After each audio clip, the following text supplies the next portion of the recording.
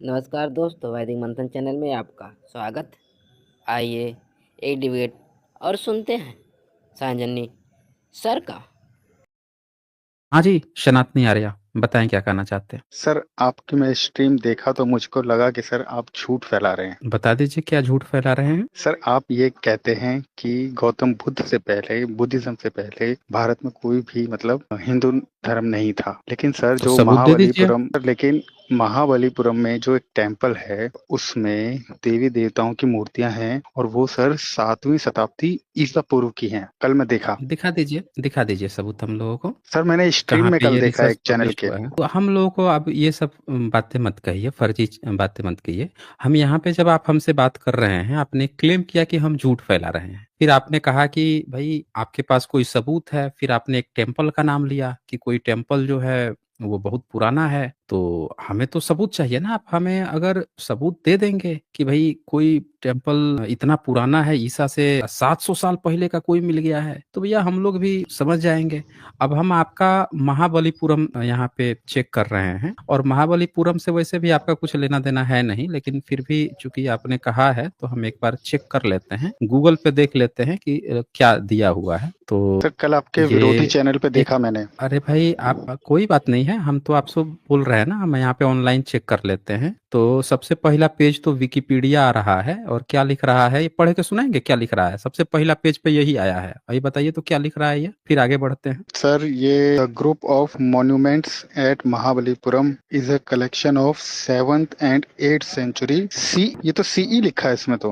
आप बोल रहे हैं कि बीसी है, ये तो सी बता रहा है, यानी कि ये तो 7वीं 8वीं सदी बता रहा है। तो अच्छा। 7वीं 8वीं तो सदी बता रहा है। अब 7वीं 8वीं मतलब ईसा से कैसे पहले हो जाएगा। ये तो बुधा के कम से कम कितना हो गया, 8 और 6 14, लगभग 1400 साल बाद का है। और अभी इसको खोलेंगे ये किसका है वो तो एक अलग मुद्दा हो जाएगा कि उसमें भी आप फंस जाएंगे। लेकिन अभी बुद्धा के जो 1400 साल बाद का भी जो चीज बना हुआ है वो बुद्ध से पुराना कैसे हो जाएगा, बताइए। सर आप ये तो मानते हैं ना कि जो गौतम बुद्ध नहीं, थे हम और झूठा सम्राट अशोक कैसे थे हुए वो वो भी। बताइए ना। अच्छा, हम झूठ कैसे हुए वो तो बता दीजिए कम से कम। नहीं, चलिए ठीक है सर। मैं वो स्ट्रीम में तो खैर मैं देखूंगा, लेकिन इसमें तो सीई लिखा है। लेकिन वो तो क्लेम कर रहे थे कि वो 7वीं बीसीई की बात कर रहे थे। लेकिन सर आप ये तो मानते हैं ना कि जो सम्राट अशोक हैं वो यज्ञ करते थे और गौतम बुद्ध भी यज्ञ यज्ञ करते करते थे। थे, सबूत दिखा दीजिए हमें। जी। अगर यज्ञ करते थे तो सबूत भी तो होगा ना, सबूत दिखा दीजिए। तो सर आप किस आधार पर ये मानते हैं कि उस समय कोई वैदिक युग था ही नहीं? नहीं, इससे थोड़े मतलब हुआ। आपने क्लेम किया कि सम्राट अशोक यज्ञ करते थे, तो यज्ञ करते होंगे, बुद्ध यज्ञ करते होंगे, तो पहले सबूत दिखाइए ना। आप जो जो क्लेम कर रहे हैं उसका सबूत भी तो दिखाएंगे, या केवल ऐसे ही कह देंगे अब फिर सर कहेंगे कि आप हिस्ट्री झूठ में तो बोलते हैं, पढ़ाते आप हैं। गलत बताते हैं। देखिए हम ये सब बातें मत किया कीजिए कि पढ़ाता है ही पढ़ाता है। अब कहिएगा कि वो जो है ना वो हगता है, वो उसको जो है इंडियन वाला टॉयलेट पसंद है, उसको खेत में जाके हगना पसंद है। इसे हमको काहे बता रहे हैं। हमको आप सबूत दीजिए ना, सबूत दीजिए, आपको दिखाइए। अगर आपको लगता है कि हमारे कंटेंट गलत है, तो जैसे हम किताब खोल के यहाँ पे बताए हैं कि भैया इसमें ये बातें लिखी हुई हैं, आप भी हमको दिखा दीजिए वहां पे कि कहाँ पे एविडेंस दिखा के ये बताया गया है कि बुद्ध से पुराना कोई आपका हिंदू धर्म था, यही दिखा दीजिए। ओके ठीक है सर। मैं आप मतलब किसी किताब को मानेंगे ऐसा ही है ना? तो नहीं, मुझे ऐसे नहीं खोजना है, पड़ेगा उस सबूत। किताब को। किताब भी जो है उसमें सबूत होना चाहिए। ये नहीं कि खाली लिख दिया है कि पुराना है तो उसका लेके हम अचार थोड़े बनाएंगे। उस सबूत के साथ तो बताए कि भैया ये सबूत मिले हैं। बुद्ध से पहले हमको ये लिखित में मिल गया है कि ये हमारा हिंदू धर्म था। ये मंदिर था, उस पर लिखा हुआ मिल गया कि ये हिंदू मंदिर है, ये विष्णु मंदिर है, ये शिव का मंदिर है। सब लिखित में, जैसे सम्राट अशोक सब लिखवाए हैं वो लिखित में मिल जाए। आपका पूरी तरह से उनके तो सर मतलब जो इंस्क्रिप्शन पे पुरातत्व लिखे प्रमाण हैं। होता है, हाँ तो वही मैं बोल रहा हूँ ना कि इंस्क्रिप्शन लिखित में मिल जाए तो हमको दे दीजिए। जब भारत में सिंधु घाटी सभ्यता थी, लिखित थी, जब आप वेद, आज बुद्ध से पहले आप वेद लिख चुके थे, तो आप पक्का लिखे ही होंगे। जब वेद पुराण राम आपके वाल्मीकि लिखते थे, आपके वेद व्यास लिखते थे 5000 साल पहले, तो आप पक्का लिखे ही होंगे कि ये आपका ये मंदिर है वो मंदिर है। आपके वेद व्यास जो हैं बैठ के आज से 5000 साल पहले अकबर की बात लिख रहे हैं, विक्टोरिया की बात लिख रहे हैं, अंग्रेजों की बात लिख रहे हैं। आपके महाभारत में मलच भाषा, मुगलों की भाषा बोल रहे हैं, मुस्लिमों की भाषा बोल रहे हैं, उसमें युधिष्ठिर विदुर। तो आपके यहाँ तो कुछ भी चल सकता है ना। आप दिखाइए ना, हमको सबूत दिखाइए, पुरातत्व के साथ आप हमें सबूत दिखाएंगे, आपकी बात हम लोग मान लेंगे। तो बिना ठीक है सर, एक सबूत मिनट रुकिए। दिखाए ये क्लेम मत कीजिए कि हम झूठ बोल रहे हैं। हाँ, दिखाइए। सर एक मिनट रुकिए, मैं 1 मिनट अभी वो सर्च करता हूँ। लेकिन सर एक चीज पे और आपसे बात करनी है। हाँ बोलिए। आप सर एक वो श्लोक बहुत सर आप दिखाते हैं अंधा कुटिल सांप वाला, लेकिन सर आप उसके अंदर की एक्सप्लेनेशन नहीं समझ पा रहे हैं। बताइए, अंधा कुटिल सांप जो है वो देखेंगे। वो सर हमारे शरीर क्या की क्या आंतों के बोलते बारे हैं? में एक्सप्लेन किए हैं। क्या किए वो गए सर हैं? हमारे जो सर हमारी इंटेस्टाइन सिस्टम है ना, जो छोटी आंत और बड़ी आंत, सर उसको डिफाइन किया गया है। इंस्टेटाइन की बात की गई है, तो आपके वो जानते नहीं थे क्या? वो जो लेखक थे आपके, उनको ये बात पता नहीं था क्या कि इंस्टेटाइन का हिंदी क्या होता है? उसमें जो सांप की आकृति है ना, उसी आकृति की तो हमारी आंतें होती है ना, वही उसमें बताया है। मतलब कल को आप ये कह देंगे कि टट्टी की भी बात हुई है, क्योंकि वो भी हगने पर सांप की तरह गोल गोल हो जाती है ना? सर कह देंगे इसका उसमें उससे टट्टी क्या की बात है। ताल्लुक? तो वही तो हम बोल रहे हैं कि जो चीज लिखा ही नहीं हुआ है उसे ताल्लुक क्यों भिड़ा रहे हैं? जो चीज लिखा ही नहीं हुआ है उसे आप क्यों वो कर रहे हैं? बोलिए। सर मैंने एक्सप्लेनेशन देखी कल उसकी वीडियो की। हम्म। आप सर जिसका मजाक उड़ाते हैं, कल उन्होंने बताया अच्छा, पूरा साइंटिफिक से। साइंटिफिक रूप से बताया है ना? जी ये लीजिए, हम खोल देते हैं, पढ़ के जरा हमको भी साइंटिफिक रूप से बता दीजिए। जी सर। हमको भी जी सर, इसीलिए मैं आया ये आपके पास। ठीक है, खोल देते हैं, हमको भी जरा साइंटिफिक रूप से बता दीजिए कि भैया कहाँ इसमें जो है आपका वो लिखा हुआ है। ये लीजिए, ये यजुर्वेद भाष्य है आपके, दयानंद कृत यजुर्वेद भाष्य यही है ना? यजुर्वेद अध्याय 25 जी मंत्र 7। जी जी जी। तो बताइए इसमें कहाँ इसमें वो लिखा हुआ है, ये क्या नाम है उसका, साइंटिफिक रूप से जरा बता दीजिए कहाँ यहाँ पे आंतों की बात लिखी हुई है। देखिए सर, देखिए इसमें आप पढ़िए, हे मनुष्यों तुम मांगने से पुष्टि करने वालों को स्थूल गुदेंद्री। अब देखिए सर, जो गुदेंद्री की बात आई है, गुदेंद्रियों के साथ वर्तमान अंधे सर्पों को गुदेंद्रियों के साथ वर्तमान विशेष कुटिल सर्पों को आंतों से। देखा सर, ये देखिए आंतों का डेफिनेशन है ना, तो वो तो ठीक है, आंतों अरे से। लिखा हुआ है। नहीं, एक बात बताइए, यहाँ लिख दिया ना कि कुटिल सर्पों को आंतों से, तो ये तो आंत तो लिख दिया ना कि आंत की बात चल रही है, आंत ही में तो लेना है ना आपको। ये जो कुटिल सर्प है इसको आपको आंत तक में लेके जाना है। अब हमको समझ में नहीं आ रहा है कि कौन से मुंह से लेके जाएंगे आंत तक, किधर से नजदीक पड़ेगा आंत तक ले जाना। सर जो हमारी छोटी आंत है ना, उसकी बात की है। उसकी आकृति सर्प की तरह होती है ना, छोटी आंत की आकृति और बड़ी आंत अरे की भाई, तो आकृति। कहाँ इसमें लिखा कहाँ है कि छोटी आंत की? तो कह रहा है कुटिल सर्पों को, ये है ना, अंधे सर्पों को। दो तरह के सांप हैं, एक अंधा सांप है, उसको गुदेंद्रिय के साथ। गुदेंद्रिय मतलब क्या होता है, बोलिए। सर गुदेंद्रिय का इसमें अलंकार के रूप में है। अब आप क्या सोच रहे हैं, वो गुदेंद्रिय थोड़ी है। जो सांप अलंकार का जो मुंह है होता ना, है ना, उस अलंकार जो है वो मंत्र में होता है ना। अलंकार जो है मंत्र में होता है, अनुवाद में नहीं होता है, समझ रहे ना? अनुवाद में वो बात होती है जो लोगों को समझाने के लिए होती है, लोगों को समझ के क्लियरिटी आए। अब कह दीजिए कि भाई 1875 में किताब कब छपी है? 1882-83 की है किताबें छपी हैं ये सब। तो आप कह दीजिए कि 1882-83 में आंत, छोटी आंत बड़ी आंत नहीं थी, आंत शब्द था और छोटी आंत को ई कुटिल सर्प बोलते थे। ये आप हमें सबूत दिखा दीजिए कि भाई आज से 100-150 साल पहले जो है कुटिल सर्प, जो छोटी आंत थी उसको कुटिल सर्प बोला जाता था। गुदेंद्रिय मतलब और अंधे सांप मतलब कौन से क्या होता था, बता दीजिए ना आप हमें कि 100 साल पहले 150 साल पहले इसका ये मतलब होता था। उस समय की डिक्शनरी खोल कर दिखा दीजिए हमको, बोलिए।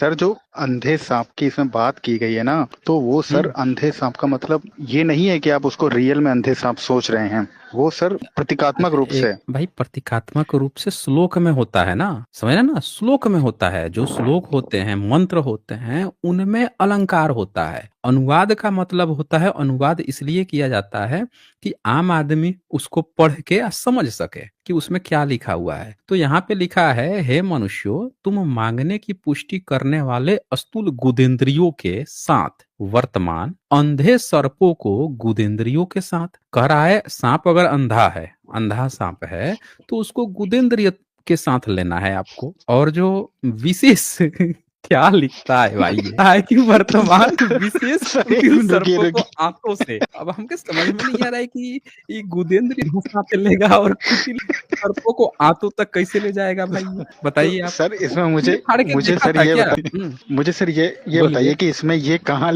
लिखा हुआ है कि गुदेंद्र से ये लेना है सांपों को, ये बताइए। ये आगे लिखा है ना, जलों को नाभि के नीचे के भाग से, अंडकोश को अंडों से। अभी इसका क्या मतलब हुआ है? इस अंडकोश को अंडों से के क्या मतलब हुआ, बताइए भाई, हमको तो समझ में नहीं आ रहा है क्या क्या लिख रखे हैं रुकिए बताता हूँ आपको, इसकी डिटेल बताता हूँ, रुकिए रुकिए। ये सर, क्या लिखा जो है? स्वामी घोड़े के लिंग, एक बात बताइए, हाँ घोड़े के लिंग अवीर्य से संतान को। अब बताइए घोड़े के हम्म, लिंग की इसमें क्या जरूरत है भाई? अगर आंत वांत बात चल रही है तो घोड़े के लिंग इसमें लेने की क्या जरूरत है? अच्छा एक मिनट, हाँ ये आगे लिखा है पित्त से भोजनों को, अब पेट के अंगों को गुदेंद्रिय और शक्तियों से सिखावटों को निरंतर लेवो, यहाँ लेवो की बात चल रहा है ना। देखिए पेट के अंगों को गुदेंद्रिय और शक्तियों से सिखावटों को निरंतर लेवो, निरंतर लेने की बात चल रही है। बताइए अंधा कुटिल सांप, अंधा विशेष सर्पों को आंत तक लेने की, अंडकोश से अंडों को लेने की, घोड़े के लिंग आप निरंतर कैसे लेंगे भाई? उसको कहाँ लेने की जरूरत है, सर यही बता दीजिए। देखिए सर, जो घोड़े का अर्थ है ना, जैसे हम आपने देखा है ना, जैसे हम किसी भी पावर को नापते हैं हॉर्स पावर में नापते हैं ना, तो सर ये संतान के लिए वीर की मतलब उसकी ताकत को, उसके पुरुषीय ताकत को इसमें दर्शाया गया है। आप क्या सोच रहे हैं, रियल में कोई घोड़े के लिंग को ले लेगा? हेलो। जरा आगे थोड़ा पढ़िए तो, समीक्षक इस पर क्या बोल रहे हैं, पढ़ के जरा सुनाइए तो हमें। कोई नहीं लेगा, अब अनुवाद किया जाता है ना लोगों को सही से बताने के लिए। आप बोल रहे हैं सर लिंग को, घोड़े के लिंग को निरंतर ले, गुदेंद्रिय से लो, इधर से लो, उधर से लो, और फिर आप कह रहे हैं कि ये अलंकारित है।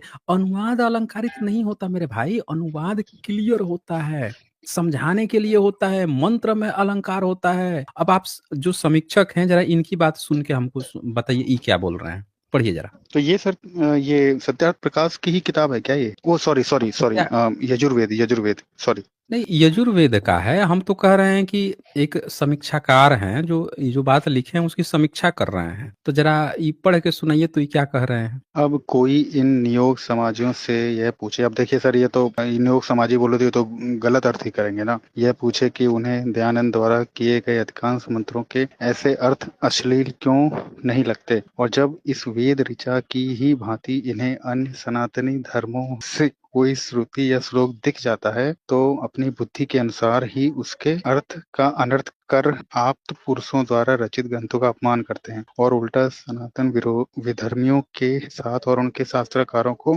धूर्त, निशाचर, पाखंडी, नीच और न जाने कितनी गालियां देते हैं। तो अब नियोगी समाज में बताएं कि दयानंद के इन भाष्यों के बारे में उनकी क्या राय है। दयानंद द्वारा किया गया यह अर्थ उन्हें अश्लील लगता है कि नहीं? ये सर इसमें है प्रश्न नंबर 10। दयानंद जी हमें बताएं कि अंधे सर्पों को गुदा में घुसाने और कुटिल सर्पों को हाथों से लेने की आज्ञा क्या ईश्वर ने देता है? यदि देता है तो समाज ही दिन में ये कितनी बार लेते हैं? दयानंद जी हमें बताएं कि अंधे कुटिल सर्पों और अश्व के लिंग को गुदा व हाथों में निरंतर लेते रहने के पीछे का विज्ञान समझाएं। दयानंदी गुदा व हाथों में अंधे कुटिल सर्पों एवं अश्व के लिंग को लगातार लेने रहने की शक्ति विशेष युक्ति का खुलासा करें, क्योंकि दयानंदियों के सर्पों के साथ इस कृत्य की कल्पना करके भी हमारी समझ से तो बाहर है कि ये सर्पों को किस युक्ति से प्रवेश देते होंगे। तो सर ये समीक्षक कौन है? ये कट्टर हिंदू हैं, ठीक है। है हाँ अच्छा। कट्टर हिंदू हैं, ये बोलते हैं कि मैं, मुझसे बड़ा कोई हिंदू नहीं होगा, मैं कट्टर हिंदू हूँ। और ये वो कहते हैं, लिखे है ना ऊपर कि हम सनातनियों को ये बैठ के समाजी जो है दिन रात गाली देते हैं सब, जब हमारे देखिए क्या कहते हैं है कि ये सनातनी धर्म ग्रंथों में कोई श्रुति या श्लोक दिख जाता है इस तरह का कि सर कहीं ये से तो यहाँ से हाथ से पौराणिक जन्म ले वर्सेस लिया। आज समाज कर रहे हैं। रुकिए सर, हाँ, तो आप हम ये वही, पौराणिक हम वर्सेस अब वही तो हम आपसे कह रहे हैं कि हम ये, आप समीक्षक जो है कोई नास्तिक थोड़े ही है, ये तो कट्टर हिंदू है। एक कट्टर हिंदू ही पूछ रहा है आपके वैदिक ज्ञाता लोगों से कि भैया एक बात बता, तो हमारे पुराण में जो बातें लिखी है उसको कहता है कि बड़ा अश्लील है, गंदा है, ये है, तेरे जो आराध्य हैं ये अर्थ किए हुए हैं, तो बता दे कि ये जो अंधा सांप है गुदा में घुसाने कुटिल सब ईश्वर ने आज्ञा दिया है, तो दिन में कितनी बार तुम लेते हो? पूछ तो रहे हैं ये भी, भाई तुमको अश्लील तो नहीं लग रहा है? सर हमारे में अगर ये भाष्य है तो इनके किसी और के उसमें दिखाइए, उसमें क्या अर्थ है, इससे अलग है क्या? वहां भी तो अब यही अर्थ अलग करके हो, बैठे होंगे। अरे कहीं पे कुछ भी अर्थ होगा, ये तो गजब के खिलाड़ी है ना भाई, ये तो गजब के खिलाड़ी हैं, हर चीज को अपने हिसाब से अर्थ करते थे। तो इनके तो बहुत सारी बातें हैं ना, एक बात थोड़े है। अभी आगे और खोल दूंगा तो वहां पे भी आप कहोगे कि भाई फंस गया। तो चले रहने देते हैं, एक इनके लिए काफी है, बहुत काफी है, बहुत दिखा दिया लेकिन इन्होंने। सर एक चीज तो बताइए, लेकिन एक चीज बताइए सर, जो इनका अर्थ है सर हम्म वो तो बगैर निघंटू और उसके क्या है वो, एक चीज और है, भूल गया मैं, निरुक्त के अनुसार हम्म तो अर्थ किया नहीं जा सकता, तो इसको तो पढ़ना पड़ेगा ना, निरुक्त और उसको निघंटू को, तभी तो असली मतलब जान पाएंगे। देखें भारत में आर्य समाजी जो हैं उनके भाष्य को कोई मानता है नहीं, ना कोई स्वीकृति है, ठीक है। और भारत में आमतौर पर जितना कब्जा है शंकराचार्य का है, महामंडलेश्वरों का है और आर्य समाजियों का। इनसे चलता है 36 के आंकड़े। आर्य समाजी उनको गाली देता, वो इनको गाली देता है। आर्य समाजी ने सत्यार्थ प्रकाश में भर भर के सबको गाली दिया है, बुद्धिज्म को, जैनिज्म को, मुस्लिम्स को, ईसाई को, सिख को, कबीरपंथी को, गोस्वामी को, शैव को, वैष्णव को, शाक्त को, सबको भर भर के गाली दिया है। और उसने अपना वेद फर्जी अनुवाद करके थोपने की कोशिश की है। तो बदले में जो शंकराचार्य वाले जो पार्टी है, परिपाटी है, महामंडलेश्वर शाक्त वाले वैष्णव हैं, वो इनको मानते नहीं, वो भर भर के इनको देते हैं गाली। तो ये कहता है हमारा अनुवाद सही है, तो उन्होंने भी क्वेश्चन उठा लिया कि बता दे भाई, अगर ईश्वर ने कहा है अंधा कुटिल सांप लेने के लिए, तो दिन में कितनी बार लेते हो, विशेष उससे किधर से लेते हो, किस तरह से प्रवेश लेते हो, वो भी पूछ दिया है क्वेश्चन। तो जब इनको ये उनके अनुवाद को गलत बताते हैं, तो वो भी इनके अनुवाद को पूछ रहा है, तो बताए ना, ये जवाब दें। अब बता दीजिए कि जब आपके पास आंत शब्द है, वहीं पे लिख रहे हो आंत, तो आप ये भी लिख देते ना कि आंत जो है, हम शरीर के विज्ञान की बात कर रहे हैं कि आंत के भीतर जो नली है वो चल रही है। आप क्या ले रहे हो कि अंडकोश को आंडों से या घोड़े के लिंग को निरंतर ले, ये सब लिखने की क्या जरूरत थी भाई, बता दीजिए। ये बेवकूफ समझ रखा है क्या दर्शक को, या जो पढ़ रहे हैं ऑडियंस उनको? तो ये एकदम क्लियर मैसेज है, कितना भी कोई छुपाएगा वो साफ साफ पता चल ही जाता है। ठीक है सनातनी, चलें। आज बस इतना ही, फिर मिलेंगे हम अगली वीडियो में अगले जानकारी के साथ। तब तक के लिए नमस्कार।